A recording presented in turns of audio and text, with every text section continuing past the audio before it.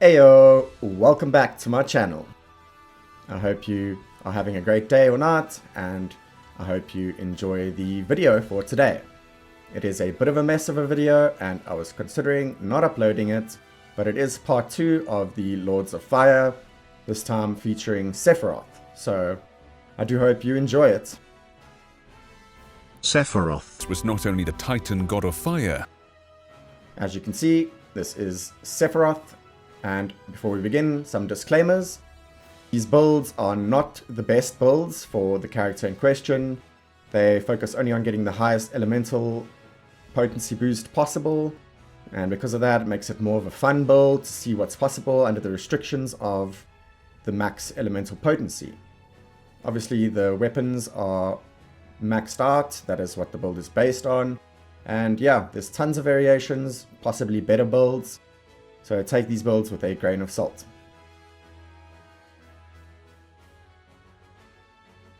Sephiroth also joins the pantheon of Lords of Fire because of his Radiant Edge weapon, which is amazing for fire and utility, and of course his outfit, the Celebratory Garb, which was recently dropped.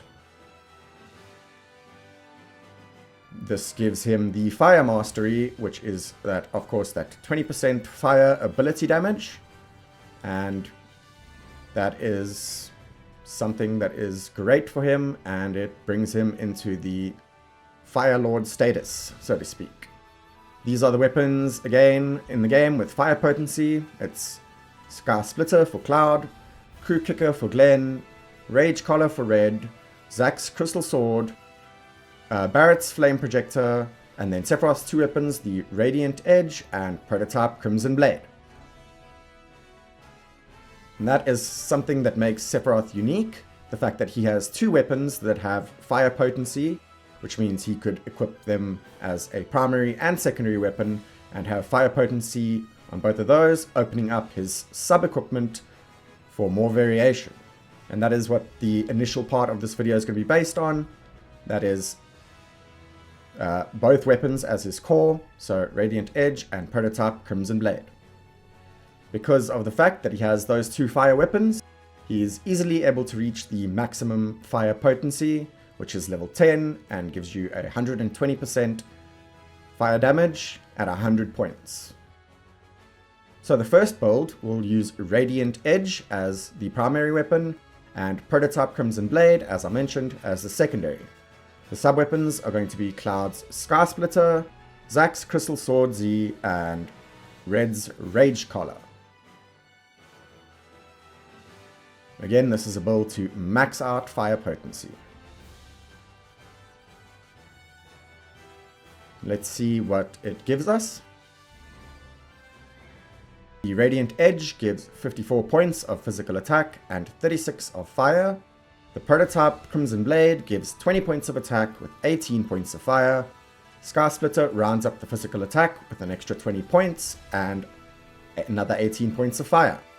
Zack's Crystal Sword gives 13 attack and 24 fire, whereas Red's Rage Collar gives 27 attack and 12 fire potency.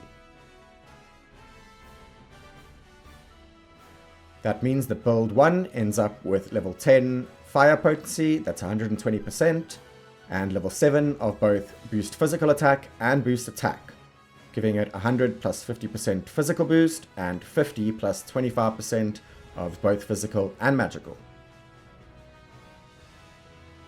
Now, a small variation on the first build is to swap out Zack's Crystal Sword with Glenn's Crew Kicker. That would be sacrificing some attack points in favor of some HP points. There you can see the Crew Kicker gives 20 HP points and gives 18 fire potency points, which is less than Zack's Crystal Sword, but it still is enough to reach the maximum elemental potency. Here you can see the variation drops 1 level in boost attack in favor of 3 levels in boost HP. So you'll have level 6 boost attack 50 plus 20%, and level 3 boost HP, giving you an extra 150 plus 30% HP boost.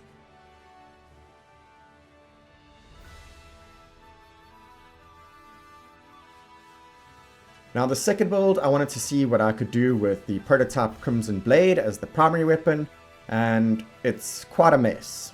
So I went with the Crimson Blade as primary and the Radiant Edge as secondary, with the sub-weapons being Flame Projector from Barrett, Red's Rage Collar, and Glenn's Crew Kicker. Let's see what this mess of a build gives you.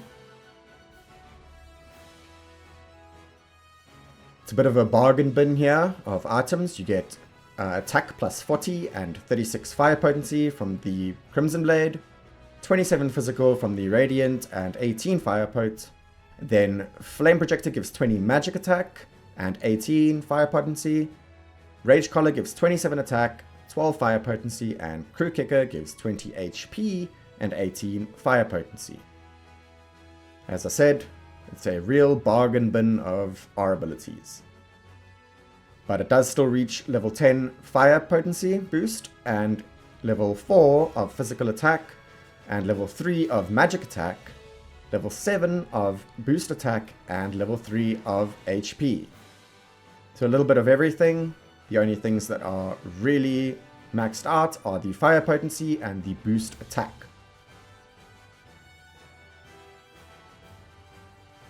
This is somewhat of a hybrid build. And of course, a variation of this build is as follows. We got the same 2 core weapons. Then the sub-weapons, we are switching out the Flame Projector for the Sky Splitter, so leaning more into physical. There you can see the Sky Splitter is bringing physical attack 20 points instead of the magic attack from the Flame Projector, and the same old 18 points of fire potency. This variation gives us, once again, level 10 fire potency.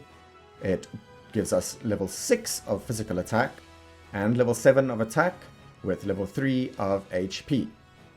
So we pretty much take the magic attack from the previous variation and change it into physical attack for this one. So this is actually quite similar to the one where the Radiant Edge is primary. Now, I think I did everyone a disservice with the previous elemental build video because I titled it, the best fire weapons, and the best fire build, which is arguably not true. So for the sake of clarity, I want to show you some what I call quote-unquote optimal builds for fire potency.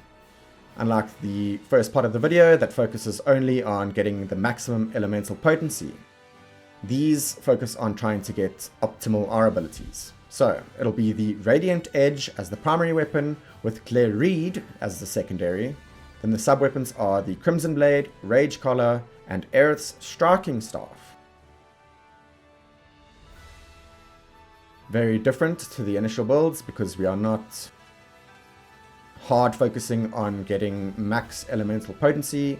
We are considering the diminishing returns that I will touch on in the next video. So, Radiant Edge gives 54 physical attack and 36 fire potency. Claire Reed gives 20 physical attack, rounding that up, and gives 24 limit break potency.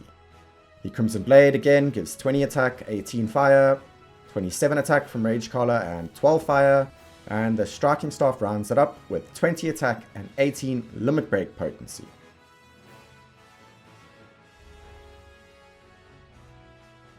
So this would be a more optimal build, and that would give you level 8 of fire potency, which is the sweet spot, giving you 100% fire damage. Then level 7 of both physical attack boost and attack boost. And it also gives level 5 of boost limit break potency, giving you that sweet extra 55% limit break damage. So this build is a lot more well-rounded in terms of overall R abilities and boosts than just trying to go for level 10 boost fire potency. A variation of this build is to swap out the attack weapons for HP weapons, and that is Glenn's Crew Kicker and Cloud's Butterfly Edge. Let's take a look at what this variation gives us.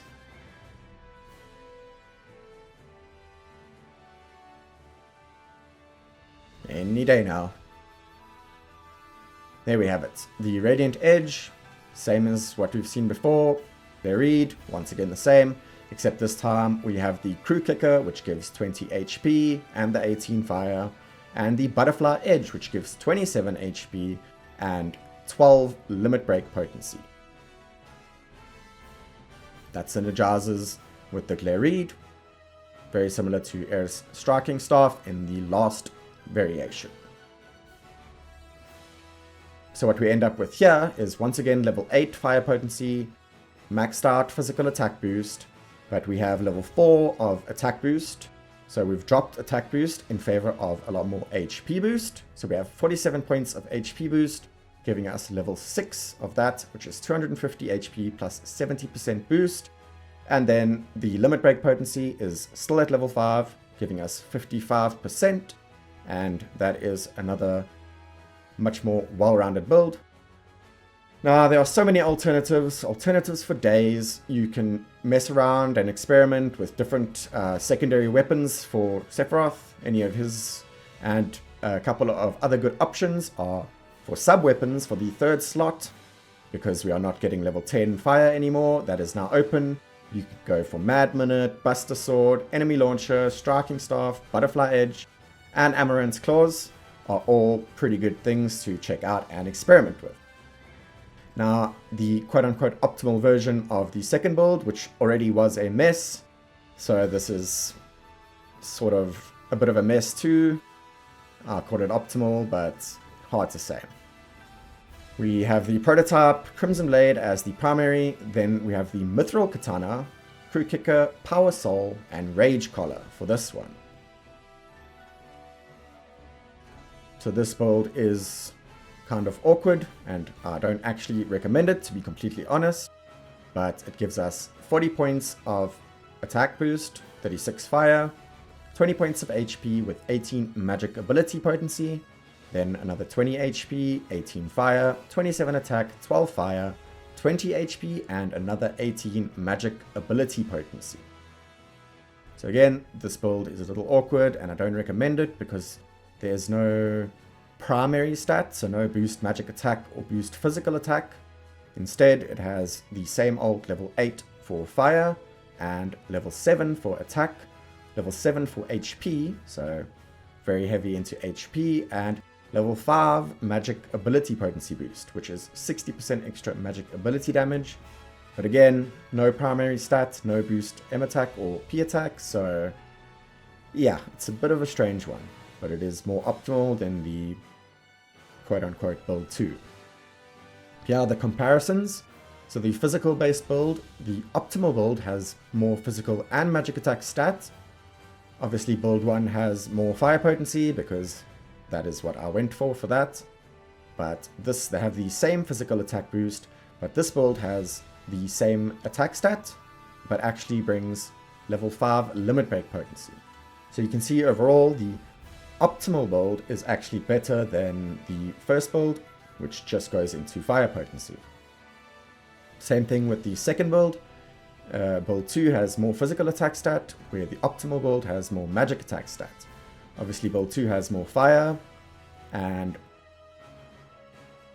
optimal 2, my apologies, has much more HP and also brings magic ability potency, whereas build 2 splashes into HP, magic attack, and physical attack, which is quite awkward. And that is pretty much it. That goes to show you that even though I have been focusing on maxing out elemental potency boosts, because I thought it would be fun to see what you can get with the restriction of max elemental potency boost, it is not necessarily the optimal build. What you probably want to do is go up to level 8 of elemental potency if you really want to min-max, and then fill out with whatever suits your build the most. So that is that, and I will touch more on the diminishing returns of our abilities in the next video. So I hope you tune in for that and have a wonderful day. See ya!